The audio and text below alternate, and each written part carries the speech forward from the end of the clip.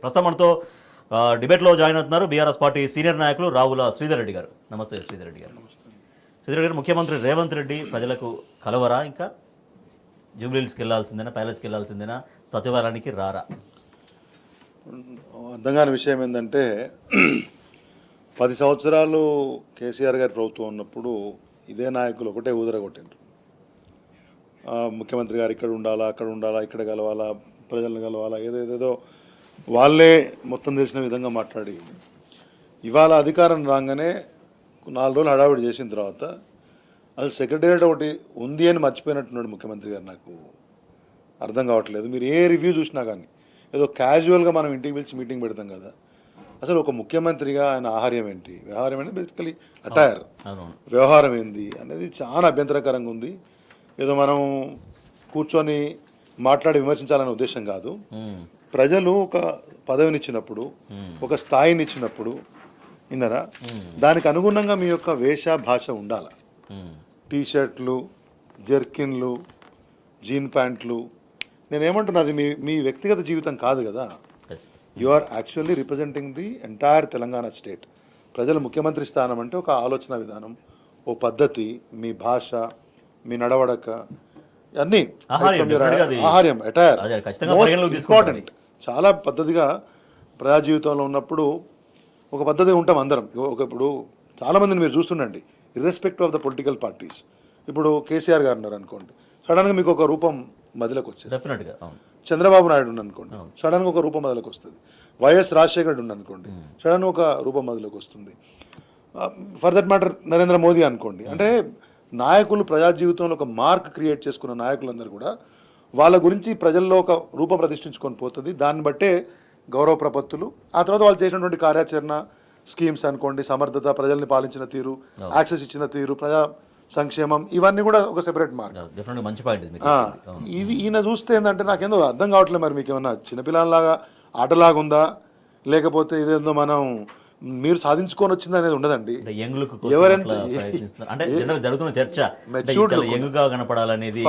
For a politician you need to have a matured look. You need to have a look which will convince the people. అదొక బాధ్యత. ముఖ్యమంత్రి అనేది it's an institution, it is not an individual position. ముఖ్యమంత్రి అనేది ఒక వ్యవస్థ, it's an office basically. దానికి ఉండేటటువంటి గౌరవాన్ని పెంపొందించే విధంగా మీ ప్రవర్తన ఉండాలి. ఆ విషయంలో మాత్రం బహుశా ముఖ్యమంత్రి గారు మన చర్చ చూస్తేనో, లేకపోతే ఈ క్లిప్ ఇంకోటి ఆయన దగ్గర పోతేనో మార్చుకోవాలని చెప్పేసి నేను అనుకుంటున్నాను. ఎందుకంటే తెలంగాణ రాష్ట్ర ముఖ్యమంత్రి కాబట్టి, ఓ కేసీఆర్ గారిని, అంతకుముందు ఉన్నటువంటి ముఖ్యమంత్రులను చూసినటువంటి రాష్ట్రము ఇంత తక్కువ స్థాయిలో బిహేవ్ చేయడాన్ని జనరల్గా ప్రజలు యాక్సెప్ట్ చేస్తలేరు. ఆ ఫలితం వాళ్ళకి తొందరలో తెలుస్తుంది. నెంబర్ 1. నెంబర్ 2, మీరు అన్న ఈ జూబ్లీహిల్స్ కథ నేను చూసినా కదా. మీరు ఇల్లు వేరు, ఆఫీస్ వేరండి. మీ ఇల్లు ఎప్పుడన్నా ముఖ్యమంత్రి నివాసాలు ఏమైతే అంటే స్టాప్ గ్యాప్, అర్జెంటుగా ఏదన్నా ఓ విపత్తు వచ్చింది, నైట్ ఒక తుఫాన్ వచ్చింది, ఇంకో దగ్గర ఒక పెద్ద విపత్తు వచ్చింది, అప్పటికప్పుడు అందుబాటులో ఉన్న మంత్రులను, అధికారులను పిలుచుకొని మాట్లాడడం అనేది ఒక అంశం. లేదా ముఖ్యమంత్రి అధికారిక నివాసం అనుకోండి, బేసికలీ అదొక సెపరేట్ అంశం. ఇప్పుడు అది కాకుండా ఏదో క్యాజువల్గా ఇంటికాడ పిలుచుకొని వ్యవహారం చేస్తే అది వ్యాపారంలాగా ఉంటుంది తప్పితే వ్యవహారంలాగా ఉంటుంది అనే విషయాన్ని ఈ ముఖ్యమంత్రి గమనించాలా. నెంబర్ 1. నెంబర్ 2, ప్రజలకు ఎంత ఇబ్బందులు అంటే ఏదో చిన్న విషయంగా కొట్టేస్తారు చాలామంది. మీరు జూబ్లీహిల్స్ నుంచి మొదలుపెట్టి చెక్ పోస్ట్ అవతలకి ఫుల్ ట్రాఫిక్ నరకప్రాయం అయిపోయింది. బేసికలీ నేను అక్కడ కూడా చూడండి, మీరు సాయంత్రం పూట అయితే ఈ చిన్న విషయం కాదు, ట్రాఫిక్లో పోయిన వాళ్ళకి ఎరికైతుంది, మాకు ఎరికైతుంది. మీరు పంజాగుట్ట చౌరస్తా నుంచి ఆయన ఇల్లు దాటట్టు మాదాపూర్ వరకు ఆ మొత్తం వలయం ఒక 2-3 కిలోమీటర్ల పరిధిలో నరకప్రాయం అయిపోయింది. అంటే మరి అదేదో రోమ్ నగరం ఫిడేల్ వాయించినటువంటి రాజులాగా ప్రజల యొక్క ప్రతి చిన్న అంశాన్ని కూడా గమనంలోకి పెట్టుకొని వాళ్ళకి ఇబ్బంది కలగకుండా పనిచేసేవాడే నాయకుడు అవుతాడు, లేకపోతే ఆయా స్థాయిలలో వాళ్ళ గౌరవాలు దొరుకుతాయి. రెండవది, మీరు సెక్రటేరియట్, బ్రహ్మాండమైన సెక్రటేరియట్ కేసీఆర్ గారు నిర్మించినారు. అదో పెద్ద పరిపాలనా భవనం. అక్కడి నుంచి పరిపాలన చేస్తే మీకు అందరూ మీ యొక్క చీఫ్ సెక్రటరీ నుంచి మొదలుపెట్టి మీకు కింది స్థాయి సెక్షన్ ఆఫీసర్ కనిపిస్తుంది ఏమన్నా. ఇప్పుడు నిజంగా సరే, ఇప్పుడు నుంచి సెక్రటరీ పోవడం పెద్ద విషయం కాదు. ఆయన గ్రీన్ ఛానల్లో పోతారు కదా, అదే కదా, 10 నిమిషాలలో పోతారు. అదే కదా, మీరు అదేదో తెలుగు సినిమాలో డైలాగ్ ఉంది, నేను చెప్పొచ్చకూడదు, అన్న అన్ని చెప్తారా పాటించారని మీరు మేము చూస్తారు అప్పుడప్పుడు. అట్లా ఆయన చాలా సూతులు చెప్పినాడు. ప్రతిపక్షంలో ఉన్నప్పుడు కాంగ్రెస్ సభలలో పెద్ద పెద్ద సూత్రాలు, సూక్తులు, బ్రహ్మాండమైనటువంటి వ్యవహారాలు ఎట్లుండాలి ముఖ్యమంత్రి, చాలా విషయాల్లో కేసీఆర్ గారిని కూడా విమర్శించారు వారు. ఇవాళ విషయానికి వస్తే మాత్రం గురువింద గింజ సామెతలాగా ఆయన ఏం చేస్తున్నా ఆయనకు అర్థం కావట్లేదు. వాళ్ళ పార్టీలో నాడు ముఖ్యమంత్రి గారు కేసీఆర్ గారు ప్రగతి భవన్ లో రివ్యూ చేశారంటే డెఫినెట్ గా యాక్సెప్టబుల్. అది ముఖ్యమంత్రి అధికారిక నివాసం, ప్రగతి భవన్ వారున్నది అధికార నివాసము, ఆ పక్కన సీఎం ఆఫీస్ ఉండే. There was enough infrastructure in the entire premises of that. ఎందుకంటే మేము అందరం వెళ్ళే వాళ్ళం కాబట్టి, చైర్మన్గా మేము కూడా పనిచేసాం కాబట్టి బాధ్యతాయుతంగా. అది అధికారిక నివాసం, అధికారిక కార్యక్రమాలకు నిర్దేశించినటువంటి ఒక సెపరేట్ మళ్ళీ ఆఫీస్ ఉండే. దాంట్లో ప్రజలను కలవడానికి జనహిత ఉండే. దానికంటే ముందు కేటీఆర్ గారు వీళ్ళందరూ మంత్రిగా వారి స్థానికంగా హైదరాబాద్లో అర్బన్ డెవలప్మెంట్ మినిస్టర్గా ఉన్నప్పుడు కాబట్టి వారు ఉండే క్యాంప్ ఆఫీస్ అది ఉండే. ప్రజలు ఈ మన సీఎంఆర్ఎఫ్ సంబంధించినటువంటి వచ్చినప్పుడు తీసుకునే దసరాలు తీసుకునే కార్యాలయం అన్నీ ఉండే. So end of the day what used to happen in Pragathi Bhavan అంటే పూర్తి స్థాయిలో అధికారిక కార్యక్రమాలు జరుగుతుండేది. వీళ్ళ ప్రచారము, వీళ్ళు బయట చేసిన విషయ ప్రచారం ఏంటంటే వారు ఏదో లోపల ఉండి ఏమీ చేయలేదు, బయటికి రాలేదు, ఈ తమాషాలని చెప్పారు. కానీ ఇవాళ వాళ్ళ మంత్రులే, వాళ్ళ సీనియర్ మంత్రులు, సీనియర్ కాంగ్రెస్ పార్టీలో ఎవరైతే నాయకులు ఉన్నారో వాళ్ళే విసిగిపోయి, ఇప్పుడు ఇంతకుముందు మన బ్యూరో మన రిపోర్టర్ చెప్తా ఉన్నారు ఏమని, ఆయన వేమ నరేంద్ర రెడ్డిని కలవాలా, ప్రైవేట్ కంపెనీ ఇది, సార్ లేకపోతే పిఎన్ కలవండి, పిఎన్ కలవకపోతే ఓఎస్డీని కలవండి. ఇక్కడ ముఖ్యమంత్రి కార్యాలయం అంటే దానికి ఒక రెస్పెక్టు, దానికి ఒక status, and it has its own way of working అండి. There are certain rules. ఇదొకటి. ఇంకోటి కమాండ్ కంట్రోల్ సెంటర్. అది కేసీఆర్ గారు ఒక పెద్ద లక్ష్యంతో హైదరాబాద్ లాంటి నగరాన్ని విశ్వనగరంగా మనం మార్చాలంటే ఒక లా అండ్ ఆర్డర్ సెటప్, భద్రత అనేది అత్యంత కీలకమైన అంశము. నగరం విస్తృతి చెందుతూ ఉంది హారిజాంటల్లీ, వర్టికల్లీ. కాబట్టి మనకు అన్ని చోట్ల మనం పూర్తి స్థాయి ఆజమాయిషీ ఉండాలా అని పోలీస్ యంత్రాంగానికి డే వన్ గవర్నమెంట్లో వచ్చిన కాంచి వాళ్ళకి ఇచ్చిన ఇన్ఫ్రాస్ట్రక్చర్ ఏమైనా డెవలప్ చేస్తూ ఒక ఐకానిక్ బిల్డింగ్, బహుశా నాకు తెలిసి భారతదేశంలో ఏ రాష్ట్రంలో కూడా ఇంత అత్యంత అధునాతమైనటువంటి భవనం, full all facilities properly equipped with technology A police శాఖకు లేదు. It is purely intended for police command control centre. Basically maybe extend చేస్తే ఆ డిజాస్టర్ రెస్పాన్స్కు వాటికి వీటికి పనికొచ్చే ఏకంగా పోయి ఆడ సినిమా వాళ్ళతో మీటింగ్లు పోలీస్ కాకుండా మీద పోలీసు విపత్తులు ఇంకేదైనా టూ మచ్ ఎమర్జెన్సీ, అది కాకుండా సినిమా వాళ్ళతో మీటింగ్లు, మంత్రివర్గాల మీటింగ్లు, రివ్యూలు. అంటే ఏంటి, వ్యవస్థల మీద గౌరవం లేకుండా నిర్దేశిత లక్ష్యాలు ఏ బిల్డింగ్కి ఏమున్నాయి, ఏ వ్యవస్థకి ఏముందనే ఒక తెంపరితనం అనమాట. మనం ఏం చేసినా నడిచిపోతుంది, మనం కదా ముఖ్యమంత్రి, హమ్ జో బోలే ఓ చెయ్యే, ఓ కర్నా చెయ్యే, అట్లా జరగాలి అనే ఒక తక్కువ స్థాయి ఆలోచన ఉంటే ఇట్లాంటివి జరుగుతాయి. People have serious objections. నేను చాలా చోట్ల వ్యక్తిగతంగా కూడా జనాలు మాట్లాడేటప్పుడు వింటూ ఉంటాం కదా, అక్కడక్కడ కలిసినప్పుడు ఈ కమాండ్ కంట్రోల్ సెంటర్లో మీటింగ్ పెట్టిందిరా, అది పోలీసులది కదా, జనం మాట్లాడుకుంటారు. అంటే జనం ఏమన్నా అనుకోని, ప్రజలు ఏమన్నా అనుకోని, నిజంగా బయట ఇన్ఫ్రాస్ట్రక్చర్ లేదు అంటే కూడా కాదు. సచివాలయం మీకు ఇంకోటి ఏంటంటే వైజ్, ఇప్పుడు అచ్చన్ ఇంటిగ్రేటెడ్ కాంప్లెక్స్ కదండి. మీకు ఉన్నటువంటి అన్ని శాఖలకు సంబంధించిన మంత్రులు ఆడనే ఉంటారు, మీ చీఫ్ సెక్రటరీ, మీ ప్రిన్సిపల్ సెక్రటరీలు, మీ సెక్రటరీలు, మొత్తం ఆ మంత్రివర్గ వ్యవస్థ. మీకు ఏ సమాచారం కావాలన్నా కానీ చిటికల్లో మీ దగ్గరకు ఉంటుంది. మీరు ఎవరిని సమన్ చేయాలనుకుంటే చిటికల్లో వస్తారు. మీ డీజీపీ ఆఫీసు కూతవేటు దూరంలో ఉంటుంది, లేకపోతే మీ సిపి కూతవేట దూరంలో ఉంటారు. మీ అదర్ డిపార్ట్మెంట్ హెడ్స్ ఎవరైనా కావాలనుకుంటే హెచ్ఓడీస్ అంతా కూడా వాళ్ళు మిగతా ప్లేస్లలో ఉంటారు. So it's a basically power hub. You can invite them, rather summon them in a very shortest possible time. అవంతా మిస్ చేసి మీ ఇంటికాడ టేబుల్ వేసుకొని టీ షర్ట్ వేసుకొని సాయిదాయి పనిచేస్తారంటే అది ముఖ్యమంత్రి వ్యవహారానికి సరిపోయినట్టు అనిపించట్లేదు. మార్చుకోకపోతే ముఖ్యమంత్రిగా ప్రమాణ స్వీకారం చేసిన రోజు, ఆ రోజు మాటల్ని గుర్తు చేసుకుంటే ఏమనిపిస్తుంది? ప్రగతి భవన్ కాదు, కంచెల బలకు కొట్టినాం, కంచెలు తీసేసినాం, ఇప్పుడు ఆల్రెడీ ఇక్కడ నేను ప్రమాణ స్వీకారం చేస్తున్నాను, అక్కడ కంచెలన్నీ కూలిపోతున్నాయి, ప్రజలు చాలా స్వేచ్ఛగా దాంట్లో విహరించవచ్చు అనేది ఇప్పుడు మాట్లాడిన మాటలు గుర్తు చేసుకుంటే ఏమనిపిస్తుంది? ఇవన్నీ సినిమాలలో పనికొస్తాయండి, సినిమాలలో డైలాగ్ వెళ్ళడానికి పనికొస్తాయి. ఏం కంచెలు ఉన్నాయండి? ముఖ్యమంత్రి గారు లోపల అధికారిక నివాసంలో ఉన్నారు కాబట్టి పోలీస్ డిపార్ట్మెంటు ప్రతి ఇండివిజువల్ కన్సర్న్కి వాళ్ళు సెక్యూరిటీ అసెస్మెంట్ చేసి దానికి కావాల్సినటువంటి ఒక భద్రత పెట్టుకుంటారు. ముఖ్యమంత్రి ఉన్నారంటే ఒక 3 అంచెల భద్రత, 4 అంచెల భద్రత ఉంటుంది. 3 టైర్ ఆర్ 4 టైర్ సెక్యూరిటీ ఉంటుంది. Accordingly police will take the decision. KCR గారో కేటీఆర్ గారో మీరు కంచె పెట్టండి, 12 ఫీట్లు పెట్టండి, దాన్ని ఏం చెప్తారా? It's the decision of the, మీరు ఏ రాష్ట్రమైనా పోండి, రాజ్భవన్ కానివ్వండి, కాంగ్రెస్ ప్రభుత్వం టైంలో వేసినారు. ఆఫ్ కోర్స్ అది సరే, ఎవరైనా ముఖ్యమంత్రి. మీరు ఇంకోటి కిరణ్ కుమార్ ఉన్నప్పుడు వేసారు, అది కిరణ్ కుమార్ ఉన్నప్పుడు వేసినారు. అంతకుముందు రాజశేఖర రెడ్డి గారు ఉన్నప్పుడు కంచె మాత్రమే అదినం. కంచె ఏంటంటే there is a proper dedicated demarcated pathway create చేసినారు, విచ్ విల్ నాట్ క్రియేట్, అంటే ట్రాఫిక్ డిస్టర్బెన్స్ లేకుండా డెసిగ్నేటెడ్ లేన్ అంతే. అది సెక్యూరిటీ పర్పస్, అది పోలీసు వాళ్ళు చేస్తారు ఆ పని. మనకు మంత్రులు ఆ ముఖ్యమంత్రులు చెప్పరు ఇట్లా చేయమని.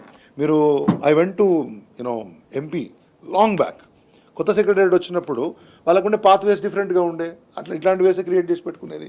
మీరు ఎక్కడికైనా పోండి, కేంద్ర ప్రభుత్వ వ్యవస్థలు ఉన్నటువంటి ఆఫీసులకు పోండి, డెఫినెట్లీ ఏదో రకమైనటువంటి భద్రతా విధానం ఉంటుంది. ఇక్కడ పోలీసు వాళ్ళు అది సూటబుల్ అంటే అట్లా చేసిండ్రు. ఇక మేము బద్దలు కొట్టినాం, చేసినాం, బద్దలు కొట్టినాం. మరి ఇప్పుడు మరి జూబ్లీస్లో ఎన్ని కంచెలు వచ్చినాయి? ఇప్పుడు మనం పోతా అంటే 100 ఫీట్ రోడ్డు పోయకుండా ముందు లెఫ్ట్ లోపల ఎక్కడ ఉన్నట్టుంది ఇల్లు, పోలీసు వాళ్ళు మనకి ఎరకవుతుంది. ఆ మొత్తం ఏరియా అంతా కూడా కార్డన్ ఆఫ్ కదా, ఆడ స్థానికులకు ఇబ్బంది. ఆడ మీరు అడుగడుగున వాళ్ళు బ్యారికేడ్స్ పెడతారు, అబ్స్టకిల్స్ క్రియేట్ చేస్తారు, పోలీస్ స్కాన్ చేస్తూ ఉంటారు. సో అది ఒకటండి, భద్రతా వ్యవస్థను ఆడంబరంగా చూపించి దాని ద్వారా విష ప్రచారం. ఒక్కటి తప్పు జరిగింది ఏంటంటే, నేను ఓపెన్ చెప్పగలుగుతా మీకు, వాళ్ళు చేసిన విష ప్రచారాన్ని ఎప్పటికప్పుడు కొంత గట్టిగా తిప్పికొట్టడం కూడా మేము మిస్ అయినా ఫీలింగ్ అనిపిస్తుంది. ఎందుకంటే సెక్యూరిటీ కార్డును పట్టుకొని విమర్శల్ని మీరు పట్టించుకోలేదా, విస్మరించారా? నిజంగా అంటే ప్రజలు నమ్ముతారు అనుకోలేదా? ఇప్పుడు బిలో బెల్ట్ పాలిటిక్స్ అంటారు కొన్ని. ఏంటంటే బియాండ్ డెకోరం చీప్గా కొన్ని మాట్లాడుతుంటే కూడా గందపోయి మాట్లాడాలన్నా అని కొంతమంది మన దగ్గర ఉన్న మంత్రులు మేము ఎవరో కొంతమేరకు వెనక ముందు అయినటువంటి విషయాలు, అంటే మరీ సభ్యతగాని అంశాలను వాళ్ళు మాట్లాడుతున్నప్పుడు కొంత తెలియజెప్పే ప్రయత్నం చేసినాం. కానీ అంత చిల్లరగా మనం ఉండలేం కదా. ఇప్పుడు సెక్యూరిటీ కార్డు ఉందని మీకు ఎందుకు ముఖ్యమంత్రికి 20 కార్లని అంటే దానికి లెక్క ఉందా? అమెరికన్ అధ్యక్షుడు పోతాడు, మనం చూస్తాం కాన్వాయ్లు విప్పార్చుకొని. దాంతో అవసరం ఒక్కనికంటే there is a proper system, there is a blue book, there is a established process and conventions. Convoy గురించి కాన్వాయ్ విషయంలో కూడా అప్పుడు మాట్లాడారు ముఖ్యమంత్రి, నా గురించి ట్రాఫిక్ ఆపొద్దు, కాన్వాయ్. నేనైతే దీన్నే ఉంటా కదండి, రోజు చూస్తా కదా వాళ్ళు. నేనేం చెప్తున్నా, ఆయన ముఖ్యమంత్రి కాకముందు ప్రతిపక్ష నాయకుడిగా ఏమేమైతే చెప్పినాడో, మనల్ని విమర్శించిండో, దానికి అవన్నీ తప్పు బేసికలీ.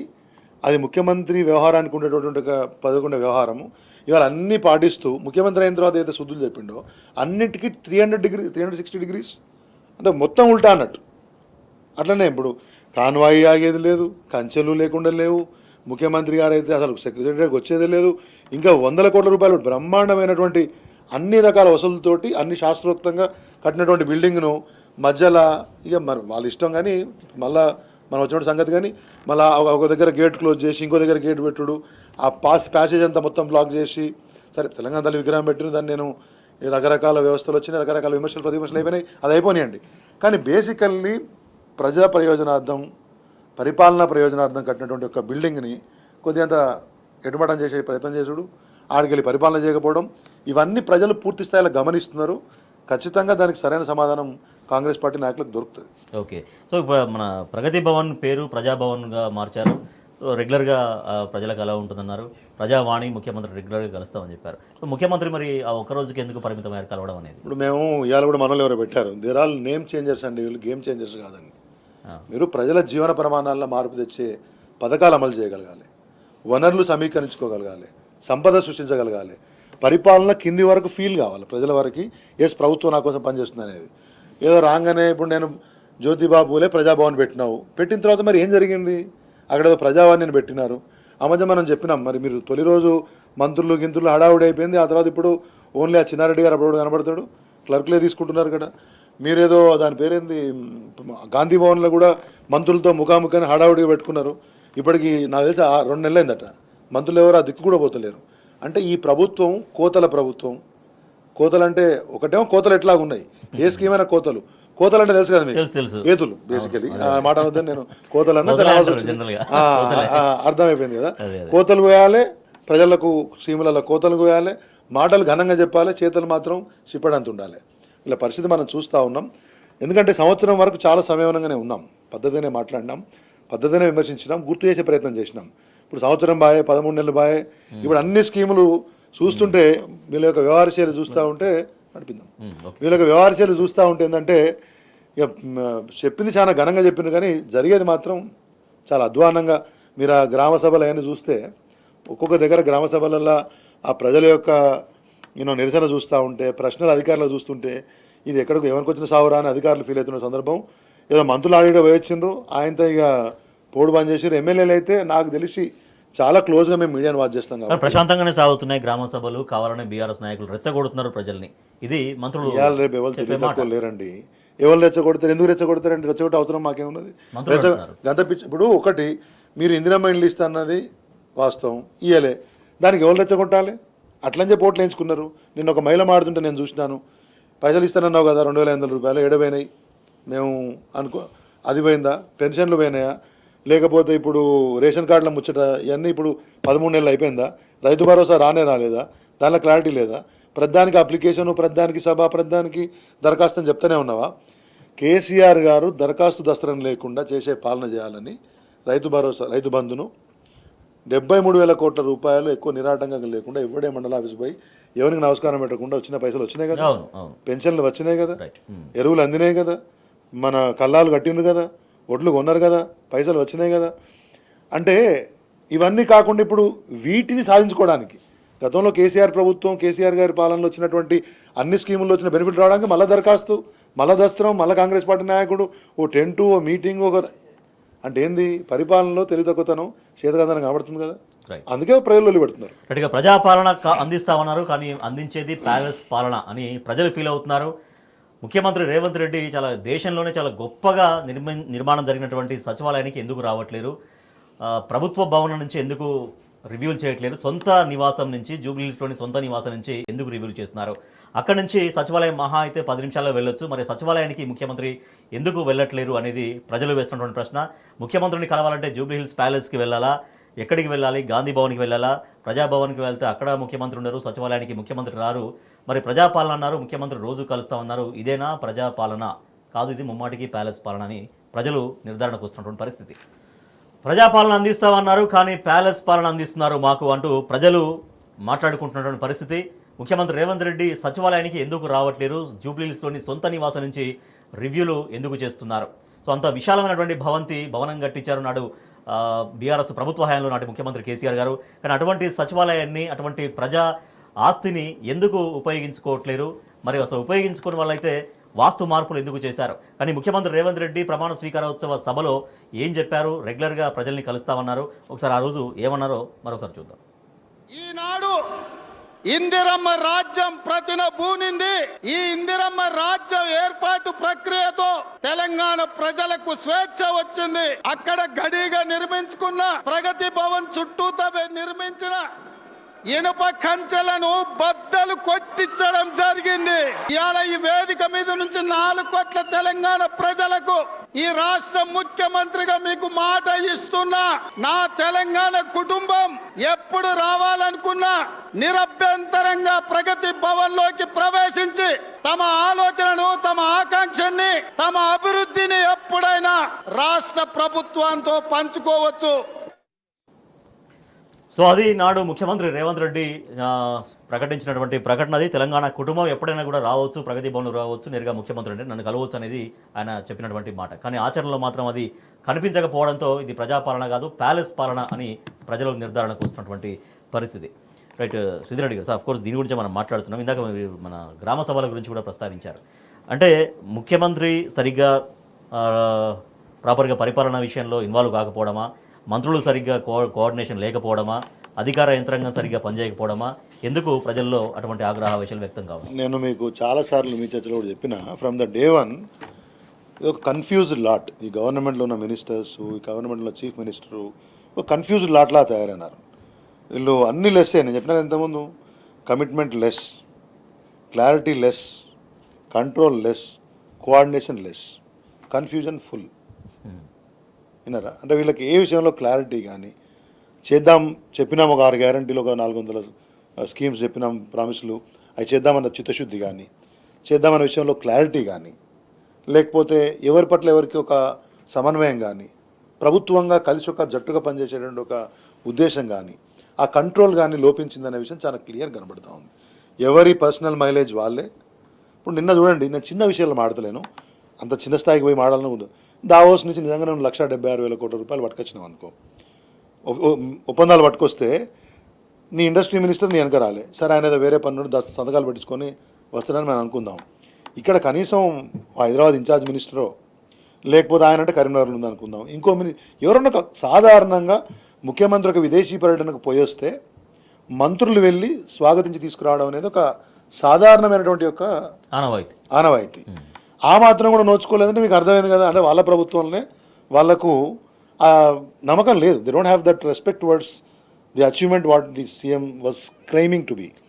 అదొకటి. రెండోది ఏంది, ఇప్పుడు గ్రామ సభల గురించి చెప్తున్నాం. అసలు గ్రామ సభల్ని వాళ్ళు అధికారులకు చెప్తే ఖచ్చితంగా చేస్తారు, అది పెద్ద విషయం కాదు. కానీ ఏ అంశాల మీదనైతే మీరు ఇంతకుముందు చేసినటువంటి సర్వేలు, ఇంతకుముందు గ్రామ సభలు, మళ్ళీ గయ అంశాలు పట్టుకొని పోయి ఇలా మాట్లాడితే ప్రజలు పెద్ద ఎత్తున, మనం ఎవరిని కూడా ఎవరో రెచ్చగొడితే రెచ్చిపోయేటోళ్ళు ఎవరు ఉండరండి. ఎవరినో కార్యకర్తకు ఒక మాట అనవంటే కార్యకర్త అంటేనేమో కానీ మనోడు కాబట్టి ఒక మాట ప్రశ్నించామంటే పబ్లిక్ ఎందుకు అంటారండి? అది ఉత్తగా వాళ్ళు మన విమర్శలు వాస్తవాలు చెప్తుంటే ఎదుర్కోలేక మాట్లాడే మాటలేదు తప్పితే, ఉత్తమ్ కుమార్ రెడ్డి గారి సభలో ఒక నారాయణపూర్ గ్రామస్తులో లేకపోతే వేరే వాళ్ళు వేరే వేరే అంశాలు మాట్లాడింది మనం చూడలేదా? వేరే మినిస్టర్స్ మాట్లాడుతుంటే, పొంగులేడి గారు మాట్లాడుతుంటే మనం చూడలేదా? ఇంకోళ్ళు మాట్లాడుతుంటే చూడలేదా? కాబట్టి ప్రజల్లో రేషన్ కార్డులు ఇస్తామన్నా ఇయ్యలేదు, ఇండ్లు ఇస్తానన్నా ఇయ్యలేదు, రైతు భరోసా ఇయ్యలేదు. ఇవన్నీ విషయాలలో గ్రామాలలో పూర్తి స్థాయి నిరుత్సాహము, అసంతృప్తి ప్రజలలో ఉన్నాయి. దాన్ని వాళ్ళు వెళ్ళబుచ్చుతున్నారు. అది నిన్న మీరు దామోదర రాజనరసింహ గారి స్టేట్మెంట్ మీరు చూసినారు కదా, బాజాప్తా రుణమాఫీ పూర్తిగా కాదు. రుణమాఫీ విషయం మీద చాలామంది రుణమాఫీ ఎంతమంది నిలదీసిండ్రు, ఆఖరికి తట్టుకోలేక దామోదర రాజనరసింహ చెప్పిండు కదా, నా దగ్గరనే 290 మంది 129 మంది కాలేదు, నేను ఒప్పుకుంటున్నాను మాట్లాడాను. ఎందుకంటే ప్రజల ఆగ్రహం చల్లార్చాలంటే ఇక ఆయన ఒప్పుకుంటే ఆయనతో ఇంకేమంటారు, అరే మంత్రి అంటాను కదరా, మరి చేతలు అంటాను కదా అని అప్పటికే దూకుంటారు కదా. వాళ్ళు గదే టాక్టిక్స్ ప్లే చేస్తున్నారు తప్పితే ఐఎమ్ వెరీ క్లియర్, గ్రామ సభల నిర్వహణలో చిత్తశుద్ధి లేదు. అచ్చా, ఇంతకుముందే ఒక వార్త చూసినాం, ఏమని, ఈ 4 స్కీమ్స్ 26 తారీఖు రేపటికెళ్ళి స్టార్ట్ చేస్తామన్నారు. మళ్ళీ లేదు స్కీమ్ కో రోజు పెట్టుకోవాలనుకున్నారు, లేదు రేపే చేస్తామని ఒకసారి అన్నారు. ఇప్పుడు ఏంది, మండలానికి ఒక ఊరో ఏదో చెప్తున్నారు, మండలానికి ఒక ఊర్లోనే పైలట్ ప్రాజెక్ట్గా ఈ 4 అమలు చేస్తామంటే ఈ కొత్త స్కీమ్లు ఆయన నాకు అర్థం కాదు. ఏంటంటే రైతు భరోసా అమలు చేయడం కోసం నువ్వు కొత్తగా చేయాల్సింది ఏం లేదు. కేసీఆర్ గారు ఇచ్చినటువంటి లిస్టులో ఏమైనా కొత్తగా అయితే వాళ్ళను అడిషన్ డిలిషన్స్ ఏమైనా ఉంటే చేసేసి, నువ్వేదో పెద్ద కొండంద వెల్కని బట్టి దానికి ఇచ్చారు దీనికి ఇచ్చారు, ఏం తీస్తారంటే అది ఒక 3 లక్షల ఎకరాలు 4 లక్షల ఎకరాలు వచ్చింది, అది తీసేసి మిగతా వాడికైతే మీట నొక్కితే పోయే పైసలే కదా, దాంట్లో పోయేదేముంది.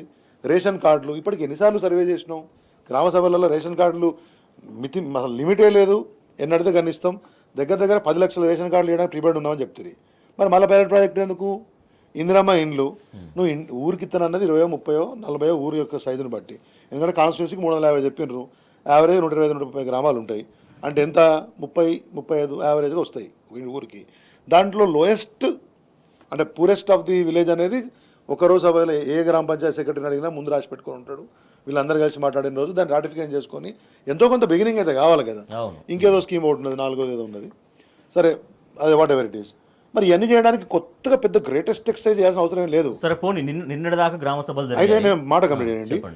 ఇదేమో ఒక్కొక్క ఊరు అన్నారా, ఇంతకుముందు పొంగిలేటి వచ్చి లే మేము ఫిబ్రవరిలో మళ్ళీసారి కూర్చొని ఇవన్నీ ఎవరెవరికి ఇవ్వాలని డిసైడ్ చేస్తాము అంటే ఏంటంటే, ప్రభుత్వంలో ఎగ్జిక్యూషన్ నిర్వహణ, ప్రభుత్వ నిర్వహణ సామర్థ్యం అనేది ఈ కాంగ్రెస్ ప్రభుత్వానికి లేదు. సో మొదటి బీఆర్ఎస్ చెప్తున్నది అంత కాలయాపన కోసమే అనేది, ఆ మాట నిజమైందా ఇప్పుడు? అబ్సల్యూట్లీ, నేను అదే చెప్తున్నా మీకు. ఎవరు కూర్చుంటా అంటారండి టైము, వాళ్ళ దగ్గర వ్యవహారం లేకపోతే, సమాచారం లేకపోతే, నిర్వహణ చిత్తశుద్ధి లేకపోతే, చేయాలనే సంకల్పం గట్టిగా లేకపోతే, ఆ ప్యాషన్ లేకపోతే, పేదోని కష్టం మీద నీకోసం ఎదురు చూసే రైతు, నీకోసం ఎదురు చూసే ఒక పెన్షన్దారుడు, వీళ్ళందరి యొక్క బాధల పట్ల నీకు కన్సర్న్ లేకపోతే నడుస్తుంది, గవర్నమెంట్ ఉన్నది 5 సంవత్సరాలు ఉంటుంది కదా ఇప్పటివరకు అయితే అనే ఒక లాంటి మెంటాలిటీ. రెండోది, ఇప్పటిదాకా మేము అనలే కానీ ఇప్పుడు చెప్తున్నాం కదా, వీళ్ళందరూ రోజు ఈ విమర్శలు వస్తున్నట్టు ఈ పైసల వేటలు పడ్డట్టు అనిపిస్తుంది. ఈ కమిషన్ల ప్రభుత్వం అనేది 10% కమిషన్ ప్రభుత్వం అనేది ఓపెన్ అయిపోయింది. దాంట్లో పెద్ద ఎవరు దాచుకునేది లేదు. ₹1 బిల్లు పోవాలంటే కూడా 10% తీసుకొని ఎక్కడ చేరాలనో ఎవరికి చేరాలనో నేను చెప్పే అక్కర్లేదు, మొత్తం అందరికీ ఎరికే. రాష్ట్రంలో ఏ కాంట్రాక్టర్ ఫోన్ చేసి ఇప్పుడు ఫోన్లో చెప్పినా చెప్పే పరిస్థితులు ఉన్నాయి, దారుణంగా ఉన్నది. అంటే నిర్భీతిగా, అంటే కనీసం మినిమం ఎవరైనా ఫీల్ అవుతారు, ఓ మాట అంటే మనం సిగ్గుపడాలనే ఆలోచన విధానం కూడా ఏం లేదు. ఓపెన్గా అయిపోయిందని చెప్పేసి ప్రజలు మాట్లాడుకుంటున్నారు. ఆ విషయాన్ని నేను ప్రస్తావిస్తూ ఉన్నాను. కాబట్టి పని తక్కువ, పంచాయతీ ఎక్కువ, ప్రచారం ఎక్కువ, పరనింద ఎక్కువ, ఆత్మస్థుతి ఇంకెక్కువ. ఈ ఒక పద్ధతి పాడలేనటువంటి గవర్నమెంట్ తెలంగాణ నడుస్తుంది. అది మనం ప్రజలు సరే వాళ్ళకి తీర్పు ఇచ్చిండ్రు, అవకాశం ఇచ్చిండ్రు అనే స్పృహ లేకుండా ఇంత బాధ్యరాహిత్యంగా ఉంటాం అయితే చాలా ఆశ్చర్యకరం. రైట్ శ్రీధర్ రెడ్డి గారు, నిన్న మొన్న కంటే ముఖ్యమంత్రి లేరు, దావోస్ ఉన్నారు. సరే, తెలంగాణ రాష్ట్రానికి పెట్టుబడులు అనేవి ఎంత వస్తాయో మనం చూడాల్సిన అవసరం ఉంది. ఒప్పందాలు అయితే జరగడం అనేది అదొక అంశం అయితే, ముఖ్యమంత్రులు లేకపోవడం, మంత్రులు కూడా గ్రామ సభల్ని పూర్తిగా పర్యవేక్షించకపోవడం, తర్వాత నిన్నటిదాకా గ్రామ సభలు జరిగినాయి. మరి రేపు పథకం గ్రౌండ్ అంటున్నారు, 26 నుంచి గ్రౌండ్స్ అంటున్నారు. మరి ఒక్క రోజులో ఏం స్క్రూటినీ జరుగుతుంది, ఎట్లా చేస్తారు, అందుకనే ఈ గందరగోళం ఎట్లా, ఈ క్లారిటీ ఎట్లా? అందుకనే రెవెన్యూ మినిస్టర్ ఏం చెప్పిండు ఇప్పుడు కాదు, అందుకనే ఫస్ట్ ఏం తప్పించుకోవడం కోసం ఒక గ్రామం అని చెప్పిండ్రు. వాళ్ళ ఉద్దేశం ఏమి ఉండొచ్చు, ఇన్ని మండలాలలో అంత కలిసి 500-600 గ్రామాలు అవుతాయి కావచ్చు. అంటే అర్బన్ బోను హైదరాబాదు ఎన్ని బోను అంటే మండలాలు ఉన్నాయి కదా మనకు, 650 680 ఎన్ని ఉండదు. ఇప్పుడు ఆ మండలాలలో ఊరికి మొత్తం మండలం కూడా అంటే ఆ కలెక్టర్ని అడిగితే ఉన్న ఇప్పుడు అన్ని ఒక్కొక్క యావరేజ్ 13-15 మండలాలు, మ్యాక్సిమం 20 మండలాలు ఉన్నాయి కలెక్టర్లకు. ఒక్కొక్క మండలం గ్రామం అయితే పోతారా, 20 గ్రామాలు ఒక్కొక్క కలెక్టర్ పోతారా? ఏదో మంచిగా సెక్రటరీ ఉన్న చూసి రాసి అంటే దాంట్లో అది ప్రకటించి ముందు స్టార్ట్ పెడితే వెనక సీరియస్ చూద్దాం అనేటువంటి. అంటే నేను ఏమంటానంటే కొద్ది ప్రభుత్వాన్ని కేసీఆర్ గారి యొక్క ఆశీర్వాదంతో చైర్మన్ ఒక 2 years పనిచేసినప్పుడు ప్రభుత్వాన్ని బాగా దగ్గరగా ప్రభుత్వ పనితీరు చూసేటువంటి అవకాశం దొరికింది కాబట్టి వీళ్ళ వ్యవహారం అర్థం చేసుకోగలుగుతాం మేము, పరిపాలన ఎట్లా ఎట్లా సాగుతుంది అనేది. ఏంటంటే ఏమున్నది రేపు మండలానికి ఒకటి అంటే ఒక 20 పేర్లు అయితే రాసిస్తారు కలెక్టర్, అవి పట్టుకొచ్చి ముందైతే మనం మొదలు పెడదాం, రేపైతే అనౌన్స్మెంటే కదా, వెనక సీరియస్ ఏమైనా ఉంటే అంటే అంటే యాక్టివిటీ జరుగుతుంది అని ఒక భ్రమ కల్పించేటువంటి ప్రయత్నం చేస్తున్నారు. మళ్ళీ ఏంది, ప్రజలకు వేరే తీరు సమాచారం పోతుంది అనగానే దాన్ని కరెక్ట్ చెప్పలేకపోతున్నారు. They are not able to properly ground it. కాబట్టి కమ్యూనికేషన్ ఇంకో లాభంగానే తలకొక మంత్రి, ముత్తంగారెడ్డి గారు కరీంనగర్ పోయి ఒక క్లారిటీ ఇస్తాడు, శ్రీనివాసరెడ్డి గారు ఖమ్మం పోయి ఒక క్లారిటీ ఇస్తారు, రాజనరసింహ గారు ఇంకో దగ్గర ఇంకో క్లారిటీ ఇస్తారు, బట్టి గారు ఇంకో దగ్గర ఇంకో క్లారిటీ ఇస్తారు. అంటే క్లారిటీ అంటే క్లారిటీ తోటి కాదు వాళ్ళు చెప్పేది, ఏదో ఒకటి వాళ్ళు అనుకున్నది ఆ సమయానికి పబ్బం కట్టుకునే. అందుకే చెప్పిన commitment less, clarity less, control less, coordination less, communication also less, totally confusion full. ఇది వీళ్ళ గవర్నమెంట్ యొక్క పరిస్థితి. నేను ఇది ఉత్తగా గాలికి మాట్లాడతలేను, ఆన్ గ్రౌండ్ ఏదో మీరు చర్చకు పిలిచారు కాబట్టి నేను చెప్పాలి కాబట్టి ఏదో అనాలి కాబట్టి 4 మాటలు. ఇప్పుడు నేను చెప్తున్న ప్రతి మాటను ప్రతిరోజు ప్రభుత్వం వ్యవహారశైలిని ప్రతి గ్రామంలో ప్రజలు వాళ్ళ పనితీరును గమనించి అంటున్నటువంటి మాటల్ని అయ్యే ఇక్కడ క్రోడించి మీకు చెప్తున్న తప్పితే కొత్తగా నేను ఇది కల్పించి చెప్పేది ఏం లేదు. It's clearly visible they are failed in governance. కాబట్టి 13 ఇలాగే కొనసాగే అవకాశం ఉంటుందా? మంత్రులు ముఖ్యమంత్రి మధ్య సమన్వయం కావచ్చు, మంత్రులకు ఆయా సబ్జెక్టుల పైన ఉండే అవగాహన కావచ్చు అనే క్లారిటీకి వస్తారనుకుంటున్నారు. మీకు సావత ఉంటుంది మన ఊళ్ళో అంటారు, అన్నప్రాసన రోజు ఏర్పడుతుంది అని చెప్పి. అన్నప్రాసన అంటే తెలుసు కదా, తెలుసు. అంటే తొలి భోజనం పిల్లానికి అన్నప్రాసన చేసిన రోజునే వాని వ్యవహారశైలి తెలుస్తుంది అంటారు. వీళ్ళ వ్యవహారం అనేది ఫ్రమ్ ద డే 1 వాళ్ళు ప్రతి ఒక్క అంశంలో ఎట్లయితే బోల్తా పడుతూ వస్తున్నారు. రుణమాఫీ is the greatest example of all. 60,000 కోట్లు ఏదో అని చెప్పేసి బ్యాంకర్ చెప్పిండు, 41,000 కోట్లు అని గవర్నమెంట్ చెప్పింది, 41 నుంచి 18,000 అయింది. మళ్ళీ ముఖ్యమంత్రి గారు పోయి రాష్ట్రానికి పోయి ఏ రాష్ట్రం పోతే ఆ రాష్ట్రంలో నెంబర్ చెప్తాడు. దాంట్లోనే చాలా క్లియర్గా ఇవాళకి సాంకేతిక కారణాలు చూపించి కొన్ని వేల మందిని అవాయిడ్ చేసినారు. దాంట్లోనే వాళ్ళు ఫెయిల్ అయిపోయినారు. రైతు భరోసా విషయంలో ఫెయిల్ అయినారు. ఇవాళ వరకు 15 అన్నాడు, 12కి వచ్చింది ముచ్చట. అంటే ఏంది, ఒక 6 నెలల కారుకు నువ్వు పెంచింది 1000, దాంట్లో ఒక కారు ఆల్రెడీ ఒక మర్తబా ఒక వ్యవహారం ఎగ్గొట్టినావు, ఒక కిస్తీ అది అయిపోయింది. ఇక పెన్షన్ల ముచ్చట అయితే నాకు తెలిసేది అయ్యేటట్టు కనబడతలేదు. అది ఇక మహిళలకు ఇచ్చే పైసల గురించి నాకు తెలిసి ఇక అది కాదు, వాళ్ళతో కాదు, అది చేయరు. ప్రజలు కూడా దాని గురించి నిల్వలు వేసుకుంటేనే మంచిదనే పరిస్థితి కనబడుతూ ఉంది. ఇక బస్సులో ముచ్చట ప్రభుత్వం గతంలో విపరీతంగా అప్పులు చేసింది కాబట్టి మేము ప్రజలకు ఇవ్వలేకపోతున్నాం అని స్వయంగా ముఖ్యమంత్రి ప్రకటన చేసిన పరిస్థితి. అంటే ప్రజలు కన్విన్స్ చేసుకుంటారు, ప్రజలు అర్థం చేసుకుంటారన్న దూరంలో ప్రభుత్వ ఆలోచన. ఇది బుద్ధి లేని ఆలోచన, బుద్ధి లేని మాట, మోసపూరిత విధానం. గవర్నమెంటు ఎన్ని డబ్బులు అప్పు తీసుకొచ్చింది అనే విషయం ప్రతి సంవత్సరం బడ్జెట్ రూపేణా మీకు వచ్చిన డాక్యుమెంట్లలో మీకు కనబడుతుంది.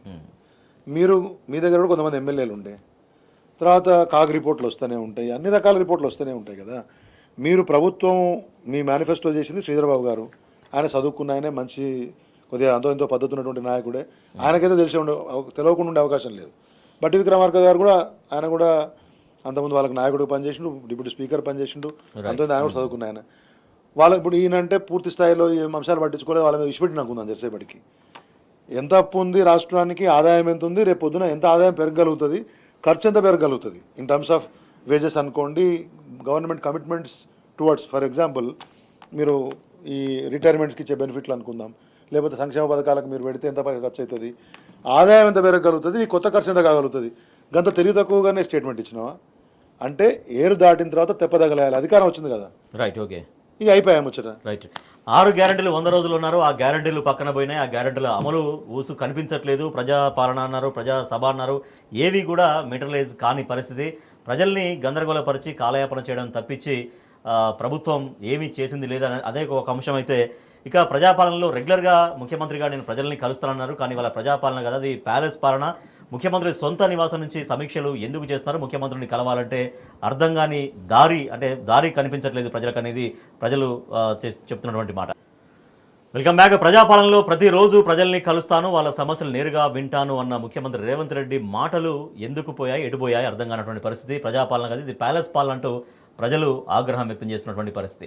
సో ప్రజా భవన్గా మార్చాం, ప్రగతి భవన్ని. రెగ్యులర్గా ప్రజలు రావచ్చు, లోపలికి రావచ్చు, వాళ్ళ సమస్యలు విన్నవించుకోవచ్చు అన్నారు. కానీ ఆ స్టార్ట్ అయినటువంటి 1-2 రోజుల్లోనే మహిళలు కావచ్చు, ప్రజలు కావచ్చు, ఎట్లా ప్రజా వాణి సాగినటువంటి పరిస్థితి గురించి, వాళ్ళని లోపలికి అలో చేయని పరిస్థితి గురించి ఏమన్నారో ఒకసారి చూద్దాం.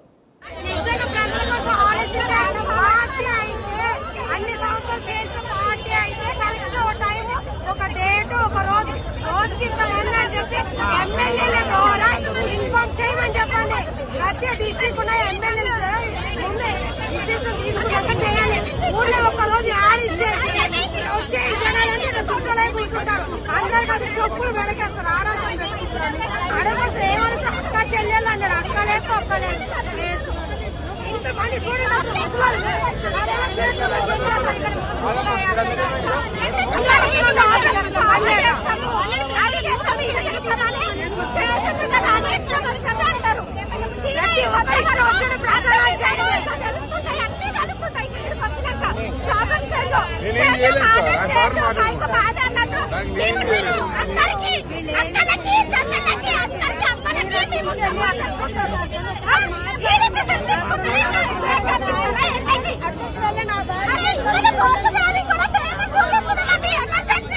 రేవంత్ రెడ్డి పనులు చేస్తలేడు. ఎవరే పాలన చేస్తలేరు సార్, వేస్ట్.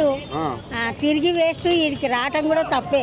ఎందుకు ప్రజావానికి రావడం తప్పేందమ్మా? మీ అర్జీలు తీసుకొని మీ ప్రాబ్లమ్స్ సాల్వ్ చేస్తున్నారు కదా. ఏం సాలు బస్ పిరియా గదొకటే కదా ఆయన చేసింది చెప్పు. అడిగి పోయినావు 2000 సార్ అంటే 4000 అంటున్నావు. 2000 ఇస్తలేరు. దారుణంగా అంటే దారుణంగా ఉంది. ఎవరిని గెలవనిస్తలేరు. ఆయన పోయి అసెంబ్లీలో కూర్చుంటే ఉన్న ఆఫీసర్లు ఏం పట్టించుకుంటారు. వరకేనండి, ఒక్కటి లేదు. ఫ్రీ బస్సులు ఎందుకండి? ఫ్రీ బస్సులు ఎందుకు? ఇండ్లు లేని వాళ్ళకి ఇండ్లు ఇవ్వటం, పేదలకు ఏమైనా సహాయం చేయటం, ఇవి చేయొచ్చు కదా. ఇవి ఎందుకు? ఈ ఫ్రీ బస్సులు ఎందుకు? మాకు అవసరమా? ఇప్పుడు ఫ్రీ బస్సు ఇచ్చిన తర్వాత రోజు తిరగలేం కదా. అవసరం ఉంటేనే పోతాం. ఎవరు కానీ 4 సార్లు వచ్చినాం ఇప్పటికండి. ఎవరు మాకు ఎప్పుడు కలవాలి? 11 సార్లు ఇచ్చిన 11 సార్లకి ఎవరికి ఎప్పుడన్నా కలిసినావా? రేవంత్ రెడ్డి సార్ నేను అడుగుతున్నా. ఒక్కనాడు కూడా నాకు కనిపించలేదు. ఇవన్నీ బద్దాలు వాళ్ళ కొడితే నేను అందరు అందుబాటులో ఉంటాను. ఒక్కనాడు కూడా కలిసినవా? నేను 6 నెలల సంధి తిరుగుతున్నా. ఎప్పుడన్నా కలిసినవా? ఒక్కడికన్నా అక్కడ సెక్యూరిటీ ఆఫీస్కి పోతే వాళ్ళు నేను గర్వం చేయమంటారు. ఇక్కడ వస్తే ఇల్లుగా ఈ కలవవు. సో అది ప్రజా భవన్ దగ్గర ప్రజలకు ఎదురవుతున్నటువంటి పరిస్థితులు. కంచెలు అయితే పగలగొట్టామన్నారు కానీ మళ్ళీ మొత్తం ఎక్కడ చూసినా బారికేడ్లే కనిపిస్తున్నటువంటి పరిస్థితి. శ్రీధర్ రెడ్డి గారు అప్పుడు ముఖ్యమంత్రిగా ఉన్నప్పుడు కేసీఆర్ గారు పదే చెప్పేవారు, ప్రజల్ని ముఖ్యమంత్రి కలవాల్సిన పని కాదు, వాళ్లకు ఆ ఫలాలు అందాలి, ఆ రకమైనటువంటి యంత్రాంగాన్ని మానిటరింగ్ చేసి సరిపోద్ది అనేది. సో ఇవాళ అదే ముఖ్యమంత్రి రెగ్యులర్గా ప్రజల్ని కలవడం కుదరదు అనేటువంటి విషయం అనుభవంలోకి వచ్చిందా ముఖ్యమంత్రి రేవంత్ రెడ్డికి? అండ్ ఒకటి, ఇప్పుడు ఎప్పుడన్నా ఒకసారి సందర్భానుసారంగా అదే కలవడం వేరు, కానీ అదే పనిగా ముఖ్యమంత్రులు లేకపోతే ప్రధానమంత్రులు రోజు ఎంతమందిని నరేంద్ర మోడీ గారు కలుస్తున్నారండి? ఇక్కడ బీజేపీ లావు మాట్లాడతారు కదా. ఎంతమందిని ఈ 11 సంవత్సరాల్లో నరేంద్ర మోడీ గారు కలిసిండ్రు? ఎంతమందిని శివరాజ్ సింగ్ చౌహాన్ కలిసిండు, దేవేంద్ర ఫడ్నవీస్ కలిసిండు? కలవకపోవడం అంశం కాదు కదా. వారిని మీరు అన్నట్లు ఇంతకుముందు పరిపాలనా వ్యవస్థ నిర్మాణం, ఆ నిర్మాణం సరిగ్గా పనిచేస్తుందా లేదా? నేను ఇంతకుముందు మీకు చెప్పినాను, government should be felt on the ground. అంటే ప్రభుత్వం ప్రజల్లో కనపడుతుండాలి, వాళ్ళకి ఆ ఫీల్ ఉండాలి ప్రభుత్వం పనిచేస్తున్నట్టు ఇన్ డూయింగ్. అది బేసికలీ ముఖ్యమంత్రి బాధ్యత. పాలసీస్ తయారు చేయడం, రిసోర్సెస్ మొబిలైజ్ చేసుకోవడము, రైట్ పీపుల్ని ప్లేస్ చేసి వాళ్ళ ద్వారా అనుకున్న వ్యవస్థను, అనుకున్న పథకాలని సరిగ్గా చేరేట్లు చేయడము, ప్రాపర్ డిస్ట్రిబ్యూషన్ ఆఫ్ వెల్త్ అంటే సమానంగా సంపద సృష్టించి పంచడము, సమాన అవకాశాలు క్రియేట్ చేయడము, సోషల్ ఇంజనీరింగ్ అన్ని వర్గాల యొక్క సంక్షేమం, అభివృద్ధి కోసం, భవిష్యత్తు కోసం బాటలు పరచడము, దానికి తగ్గటువంటి ఒక ఓవరాల్ ఎకో సిస్టమ్ని అంటే ఒక పద్ధతిని తయారు చేయడం. ఇది బేసికల్లీ నాయకునిగా రాష్ట్రానికి దేశానికి ప్రధానమంత్రి అనుకుందాం వాళ్ళ యొక్క లక్ష్యాలు. మిగతావి కొంతమేరకు ప్రజాకోణం ఉండటం కోసం జరిగే పనులు కొన్ని జరుగుతాయి. But that is not 100% compulsion. Basically నేను ఇప్పుడు చెప్పింది 99.9 అయితే అది 0.1% ఉంటుంది. ఈ 0.1% వీళ్ళు అడగోలుగా మాట్లాడి ఇవాళ అనుభవంలోకి తన దాకా వస్తే కానీ తెలియదన్న పద్ధతిలో ఇవాళ అనుభవంలోకి వచ్చింది కదా. నేనేమన్నా అందుకనే రాజకీయ నాయకులు సరే వాళ్ళకు లెక్కపత్రం లేదని ఇప్పుడు అర్థమవుతా ఉంది. నవ్ ఐ విల్ స్పీక్ ఎందుకు ఈ విషయాలలో గట్టిగా మాట్లాడదామంటే వాళ్ళకు లెక్కపత్రం లేదో పద్ధతి పాడలేదు అనేది అర్థమైపోయింది. ఏది పడుతుంది మాట్లాడి గవర్నమెంట్లోకి వచ్చింది. ఇప్పుడు దాన్ని నిలుపుకోలేక 100 రకాల అబద్ధాలు ఆడే ప్రయత్నం ప్రతిరోజు చేస్తున్నారు. ఉల్టా దబాయింపు, చిల్లర ప్రచారం, చిల్లరమైన మాటలకు దిగడము, కేసులకు దిగడము ఇవన్నీ మనం చూస్తూనే ఉన్నాం. బేసికలీ ఇప్పుడు అదేదో సామెత ఉంది. ఇప్పుడు ఇంతమంది సలహాదారులను దాటుకున్న వేం నరేంద్ర రెడ్డి ఏం చేయగలుగుతాడు? నాకేం వ్యక్తిగతంగా వేం నరేంద్ర రెడ్డి అంటేనో ఇంకో అంటే కాదు. సలహాదారు జాబు ముఖ్యమంత్రికి సలహాదారు. Is the minister to the adviser to the government. అంతేగాని మినిస్టర్కి ముఖ్యమంత్రి గారికి ఆయన లేకపోతే కలిసే ఉద్యోగం కాదు ఆయన చేసేది. సరే వాళ్ళ ఇష్టం, వాళ్ళు ఇప్పుడు ప్రభుత్వాలు ఉన్నారు నడిపిస్తున్నారు. కలిసిటోడు ఈయన మీద నమ్మకంతో కలుస్తుండా ఆయన కలుపు అని చెప్తున్నా మనకు తెలియదు కదా. కానీ ప్రభుత్వంగా నడవాలి కదా. You are responsible, you are running with our paid taxes. మీరు ముఖ్యమంత్రి కలుస్తానన్న ప్రామిస్లు అనేవి ఎడుకోపోయినాయి. మధ్యలో ఉండే సలహాదారులు మధ్య దళారులు ఎక్కువైపోయినారు మీ ప్రభుత్వంలో అనేది చాలా క్లియర్ కనబడుతుంది. ఇక మంత్రులు తలకో దారి తలకో వ్యవహారం. ఇక్కడే ఒక ప్రశ్న వస్తుంది శ్రీధర్ రెడ్డి గారు. మిగిలిన పథకాలు 6 గ్యారెంటీలు కావచ్చు, లేకపోతే మిగతా హామీలు కావచ్చు, వాటన్నింటికి అమలు చేయాలంటేనేమో బడ్జెట్ లేదు, గత ప్రభుత్వం అప్పులు చేసింది అనేది సరే ఒక మాట చెప్పే ప్రయత్నం జరుగుతుంది. సో ప్రజల్ని గెలవడానికి మాత్రం ఏ బడ్జెట్ దానికి అవసరం ఉంటుందండి. చాలా ఫ్రీగా ఆయన టైం కేటాయించుకుంటే చాలు. మరి ఆ టైం ఎందుకు కేటాయించలేకపోతున్నారు? ప్రజలు ఎందుకు గెలవట్లేకపోతున్నారు?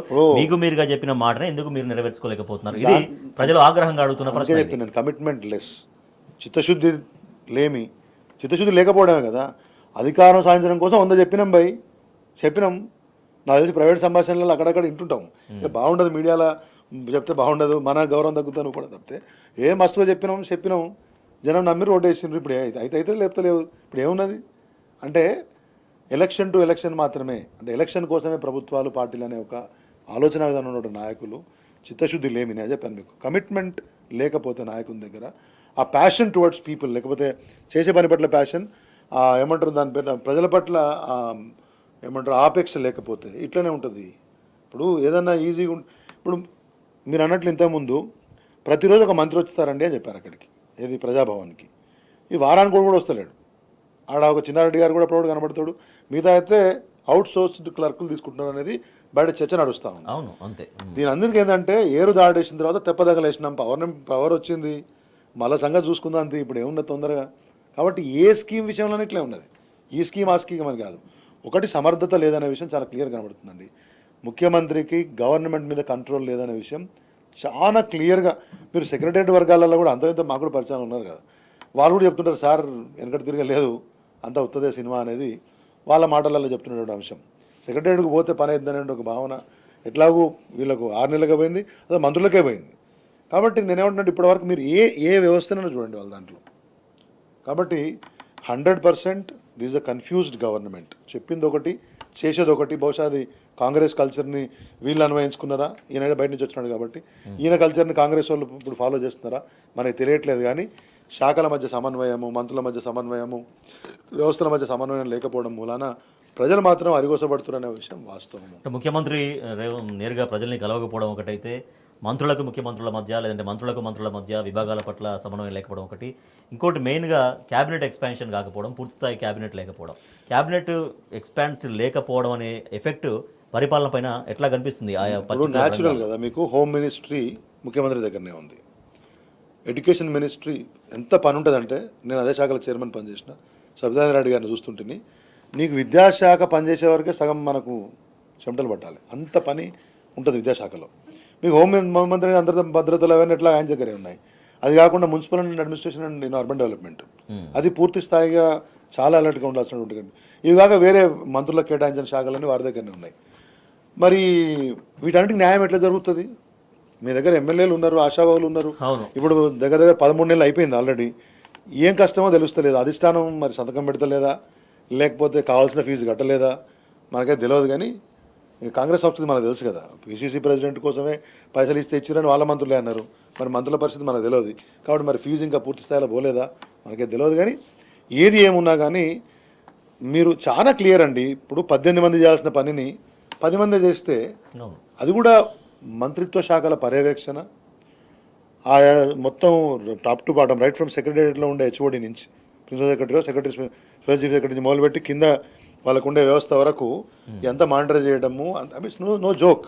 అంటే అత్యంత ముఖ్యమైన వ్యవస్థల పట్ల కాంగ్రెస్ పార్టీకి వాళ్ళ ప్రభుత్వానికి ఉన్నటువంటి ఒక నిర్లక్ష్య ధోరణి దీంట్లో క్లియర్గా రిఫ్లెక్ట్ అవుతూ ఉంది. ముఖ్యమంత్రికి ఏఐసిసికి మధ్యలో గ్యాప్ వచ్చింది కాబట్టి కాంగ్రెస్ అధిష్టానం నేను చెప్పినటువంటి విషయాల్ని ఓకే చెప్తలేదు కాబట్టి చేస్తలేరని ఒకటి చెప్పిన కదా మీకు. It's a confusion lot. దాంట్లో ఓవరాల్గా గందరగోళం జరుగుతున్నటువంటి వ్యవస్థ మనం చూస్తూ ఉన్నాం. దీనికి వాళ్ళు గందరగోళం పెట్టుకుంటే పోనీ తెలంగాణ ప్రజలు దీనికి శిక్ష అనుభవిస్తున్నారు అనేది మా కన్సర్న్. రైట్. ఇక ఆంధ్రప్రదేశ్ ముఖ్యమంత్రి చంద్రబాబు నాయుడు హైదరాబాద్ గురించి కొన్ని కామెంట్స్ చేశారు. హైదరాబాద్ తెలుగు ప్రజలందరిది, నేను హైదరాబాద్ నగరాన్ని క్రియేట్ చేసింది కొందరు వ్యక్తుల కోసం కాదు, తెలుగు ప్రజలందరి కోసం హైదరాబాద్ను సృష్టించాను, తమ కోసమేనని కొందరు అనుకుంటే దానికి నేనేం చేయలేను. ఇది ఏపీ సీఎం చంద్రబాబు నాయుడు నుంచి వచ్చినటువంటి కామెంట్స్. ఒకసారి ఆయన ఏమన్నారో చూద్దాం. What I am saying, Hyderabad is for Telugu community. I created for the community, not for some people. I created for the community, not for some people. I created for the community, not for some people. Some people are thinking like that, I don't know. No, what I am saying, Hyderabad is for Telugu community. I created for the community, not for some people. I created for the community, not for some people. I created for the community, not for some people. Some people are thinking like that, I don't know. No, what I am saying, Hyderabad is for Telugu community. I created for the community, not for some people. I created for the community, not for some people.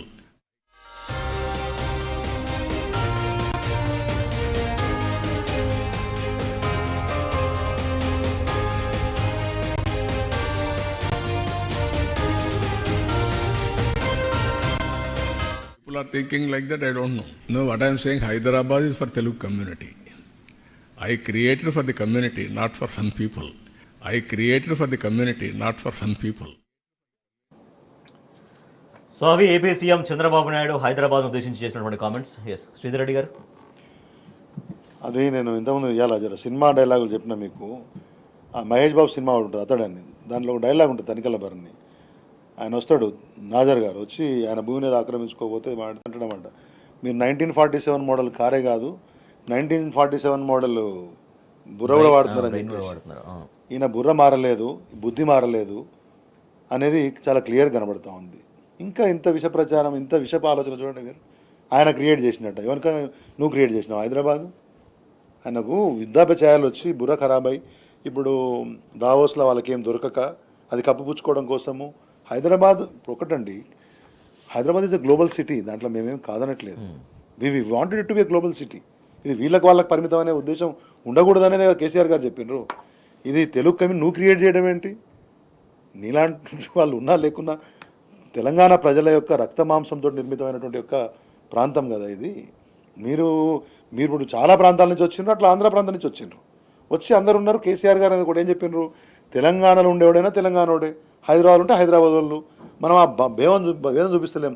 నీ పెత్తనం ఏముంది ఇక్కడ అంటే ఈ పద్ధతిలో మళ్ళీ మేము చేసినాము అని ఏదో ఆ తెలుగు కమ్యూనిటీ అనే పేరు పెట్టుకొని ఇక్కడ ఏదో తమాషాలు చేస్తా అంటే ప్రజలు ఊకోరు. ఇప్పటికే ఒకసారి కరెక్ట్ బుద్ధి చెప్తే వేరే దగ్గర పోయినారు. అంటే వారినొక్కడనే అంటున్నాను నేను, it is nothing connected to anybody else. ఇట్లాంటి భాష, ఇట్లాంటి పద్ధతి కొద్దిగా మనసు కడుపు కాలుతుంది, బాధ అవుతుంది. ఇంకా ఇటువంటి జాడ్యం నేను అందుకన్నా ఆ మోడల్ మైండ్ అనేది ఎందుకన్నా అంటే ఆ జాడ్యం పోతలేదు వాళ్ళలో. నువ్వు క్రియేట్ చేసేది ఎందుకు తెలుగు కమ్యూనిటీకి? నేను ఒకసారి ఒక ఆయన చాలా రోజుల క్రితం ఆయన కార్పొరేట్ హోంకి వచ్చాడు హైదరాబాద్కి. ఆయన అప్పట్లో చాలా రోజుల క్రితం వచ్చి ఆ హైటెక్ సిటీ ఏంటో తీసుకుపో అని చెప్పిండట. పోతే అట్లా ఆయన తీసుకుపోయి ఆ హైటెక్ సిటీ చూపిస్తే ఊరి అమ్మ ఈ బిల్డింగ్ చూపించిన మీరు ఇంత గొప్ప చెప్తాడు, ఇట్లాంటి బాంబే పోతే మూల కొట్టుతుందని చెప్పిండు. అంటే మీరు చేసిన విషయాన్ని మేమేం తక్కువ ఎక్కువ అనట్లే, కానీ అదేదో మొత్తం హైదరాబాద్ మొత్తం మీరే నిర్మించినట్టు. అది మీరు ఎందుకు నిర్మించిండ్రు, ఆ హైటెక్ సిటీ చుట్టుపక్కల ఏం జరిగిందనేది డాక్యుమెంటరీలు ఉన్నాయి. చంద్రబాబు నాయుడు మర్చిపోతా ఉన్నాడు. ఏ తెలుగు వాళ్ళ కోసం నువ్వు చేసినావో అందరికీ ఎరికే. కాకపోతే మేము ఏంటంటే సంస్కారం, సభ్యత, సంయమనం ఏది అవసరం రాజకీయంగానే కాదు, సభ్యతాపరంగా, జీవనపరంగా, సామాజికంగా ఏది అవసరం for the harmony of the people and development of the state అని చెప్పి మేము ఊకుంటాం. కానీ ఇటువంటి చిల్లర మాటలు మాడితే మళ్ళీ బుద్ధి చెప్తారు జనం. నువ్వు డెవలప్ చేసేది ఎందుకు నాకు అర్థం కాదు. రైట్. కాబట్టి ఒకటి కేసీఆర్ గారి నాయకత్వంలో పోయిన 10 సంవత్సరాల్లో తెలంగాణ తెచ్చుకున్న తర్వాత ఎంత డెవలప్మెంట్, ఇంతకుముందే మీకు లాస్ట్ 1 నిమిషం సమయం అండి నాకు. చెప్పండి. ఇంతకుముందే there is a tweet from Rajdeep Sardesai. ఆయన బ్రహ్మాండంగా రాసిండు. హైదరాబాద్ పోయొచ్చిన చాలా బ్రహ్మాండంగా ఇన్ని సిటీలు చూస్తే మంచి ఫ్యూచర్ రెడీ సిటీ, అంటే భవిష్యత్తు అభివృద్ధికి రెడీ ఉన్న సిటీ అని సంకేతంగా అనిపించింది నాకు. ఆడనే అనిపించింది. కొద్ది గొప్ప ట్రాఫిక్ ఉన్నమాట ఓకే కానీ అని చెప్పేసి హైదరాబాద్ గురించి ఆయన రాసి రేవంత్ రెడ్డి కూడా మంచిగా పనిచేస్తే బాగుంటుందని అభిలషించిండు. అంటే ఏంది ఆయన ఒక్కటి కమెంట్ చేయాలి. ఇది గవర్నమెంట్ అనేది కంటిన్యూస్ ప్రాసెస్. చాలామంది నాయకులు కొంత చేస్తారు. హైదరాబాద్కి నేచురల్గా ఆ స్ట్రెంగ్త్ ఉంది. దాన్ని పోయిన 10 సంవత్సరాల్లో అసలు హైదరాబాద్ స్ట్రెంగ్త్ అంటే ఎట్లా ఉంటుంది అనేది ఇక్కడికి వచ్చిన పెట్టుబడుల రూపంలో, ఇక్కడ క్రియేట్ చేసినటువంటి యొక్క ఇన్ఫ్రాస్ట్రక్చర్, దాని ద్వారా క్రియేట్ చేసినటువంటి అవకాశాలు, దాని ద్వారా బాగుపడాలని అడిగితే చెప్తారు. తెలుగు కమ్యూనిటీ అని అనవసరమైన మాటలు మాడితే జనం సరైన సమాధానం చెప్తారు. Right. AP CM Chandrababu Hyderabad గురించి చేసినటువంటి వ్యాఖ్యల పట్ల ఆగ్రహం వ్యక్తమవుతుంది. హైదరాబాద్ తెలుగు ప్రజలందరిది. నేను హైదరాబాద్ నగరాన్ని క్రియేట్ చేసింది కొందరి కోసం కాదు, అందరి కోసం, కొందరు వ్యక్తుల కోసం కాదు. తెలుగు ప్రజలందరి కోసం హైదరాబాద్ సృష్టించాను. తమ కోసమైనా కొందరు అనుకుంటే దానికి నేను ఏం చేయలేను. ఇవి చంద్రబాబు నాయుడు చేసినటువంటి కామెంట్స్. సో హైదరాబాద్ అనేది 430 సంవత్సరాలకు పైగా చరిత్ర ఉన్నటువంటి గొప్ప నగరం. ఆ నగరాన్ని చంద్రబాబు నిర్మించడం ఏంటి, అసలు చంద్రబాబు హైదరాబాద్ క్రియేట్ చేయడం ఏంటి అనేటువంటి ప్రశ్నలు చంద్రబాబుకు ఎదురవుతున్నాయి. సో తెలుగు ప్రజలందరిది హైదరాబాద్ కాదు, నిజంగా డెఫినెట్గా విశ్వనగరం, కానీ హైదరాబాద్ని తానే నిర్మించినట్టుగా, తానే క్రియేట్ చేసినట్టుగా గొప్పలు చెప్పుకోవడాన్ని ఎవరు సహించినటువంటి పరిస్థితి. సో దాంతోపాటుగా సీఎం రేవంత్ రెడ్డి ఎవరిని ప్రజల్ని కలవకపోవడం, ప్రజాపాలన అన్నారు కానీ ముమ్మాడికి ఇది ప్యాలెస్ పాలన మాత్రమే. ముఖ్యమంత్రి రేవంత్ రెడ్డి తప్పించుకు తిరుగుతున్నారు, జనాన్ని కలవట్లేరు. రోజు జనంతో కలుస్తాము, జనం సమస్యలు నేరుగా తెలుసుకుంటారన్న ముఖ్యమంత్రి ఎందుకు జనాన్ని కలవట్లేరు, ఇది ప్రజాపాలన కాదు ప్యాలెస్ పాలన అంటూ ప్రజలు ఆగ్రహం వ్యక్తం చేస్తున్న పరిస్థితి. Thank you so much Ravula Sridhar Reddy గారు. ఇది వాళ్ళ ప్రత్యేక చర్చ.